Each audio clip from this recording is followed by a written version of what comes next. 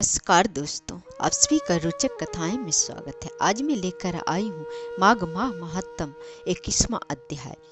लोमस ऋषि कहने लगे कि पूर्व काल में अवंती नगरी में वीरसेन नामक राजा राज्य करता था।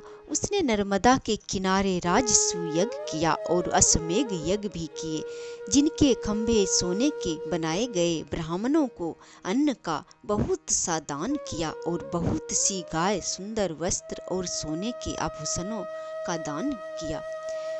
देवताओं का भक्त और दान करने वाला था भद्रक नाम का एक ब्राह्मण, जो अत्यंत मूर्ख, कुलीन, कृषि कार्य करने वाला, दुराचारी था, अधर्मी था। वह भाई बंधुओं का त्यागा हुआ इधर उधर घूमता हुआ देव यात्रियों के साथ प्रयाग में आया और माघ में उनके साथ 3 दिन तक स्नान किया।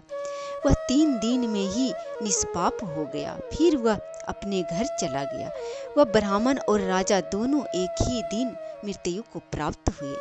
मैंने इन दोनों को बराबर इंद्रलोक में देखा। तेज, रूप, बल, स्त्री, वस्त्र और आभूषणों में दोनों समान थे। ऐसा देखकर उसके महात्म को क्या कहा जाए। राजसूय यज्ञ करने वाला स्वर्ग का सुख भोग कर फिर भी जन्म लेता है, परंतु संगम में स्नान करने वाला जन्म मरण से रहित हो जाता है। गंगा और यमुना के संगम की हवा के स्पर्श से ही बहुत से दुख नष्ट हो जाते हैं। अधिक क्या कहें, और किसी भी तीर्थ में किए गए पाप माघ मास में प्रयाग में स्नान करने से नष्ट हो जाते हैं। मैं पिशाच मोचन नाम का एक पुराना इतिहास सुनाता हूँ। इस इतिहास को यह कन्याएं और तुम्हारा पुत्र भी सुने, उसे इनको स्मृति प्राप्त होगी। पुराने समय में देवदयूति नाम का बड़ा गंभीर और वेदों का पारंगत एक वैष्णव ब्राह्मण था। उसने पिशाच को निर्मुक्त किया था।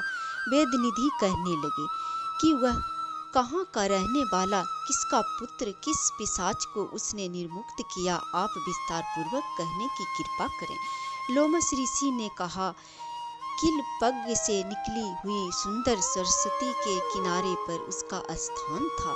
जंगल के बीच में पुण्य जल वाली सरस्वती बहती थी। वन में अनेक प्रकार के पशु भी विचरते थे। उस ब्राह्मण के श्राप के भय से पवन भी बहुत सुंदर चलती थी और वन चैत्र रथ के समान था।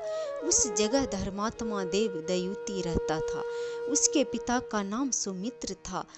वह लक्ष्मी के वरदान से उत्पन्न हुआ था। वह सदैव आत्मा को स्थिर रखता, गर्मी में अपने नेत्र सूर्य की तरह रखता, वर्षा में खुली जगह पर तपस्या करता, हेमंत ऋतु में सारस्वत सरोवर में बैठता और त्रिकाल संध्या करता। जितेंद्रिय और सत्यवादी भी था। अपने आप गिरे हुए फल और पत्तियों का भोजन करता था। उसका शरीर सूख कर हड्डियां मात्र रह गई थी। इस प्रकार उसको तप करते हुए वहां पर 1000 वर्ष बीत गए। तप के प्रभाव से उसका शरीर अग्नि के समान प्रज्वलित था। विष्णु की प्रसन्नता से ही वह सब कर्म करता। दधीचि ऋषि के वरदान से ही वह श्रेष्ठ वैष्णव हुआ था। एक समय उस ब्राह्मण ने वैशाख महीने की एकादशी को हरि की पूजा कर उनकी सुंदर स्तुति तथा विनती करी। उसकी विनती सुनकर भगवान उसी समय गरुड़ पर चढ़कर उसके पास आए।